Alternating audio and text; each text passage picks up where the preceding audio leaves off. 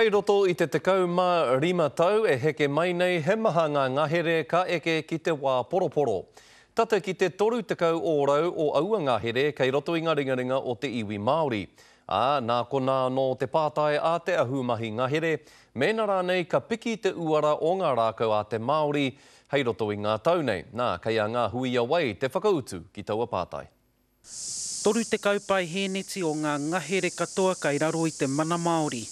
Nā ngā kokoraho tiriti, kai te piki haere tonu te kaute.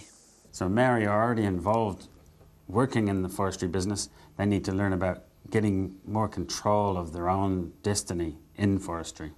Engari toko iti ngā Māori kai ngā tūranga teitei. Toko iti hoki ngā Māori e matatau ana ki enei mahi pakihi. This tree, when we sell it as logs, we could get $400. But when we make things out of it, we can triple the value. Ko tā John Stulen te kaitohu o te rōpū ahumahi ngahere, me whakapiki ake ngā Māori ki e rā tūranga. Māori trustees need to understand that you can sell logs to the export market, but you could also sell lumber, or you could also sell mouldings and other products which sell for a lot more money than just logs. Ko te whakatipu rā kau te mahi pai mo te whenua Māori, ina he maha ngā kaipupuri whenua, ka tia kina te whenua, ka puta ki ia reanga he hua. And so they know the business inside out already.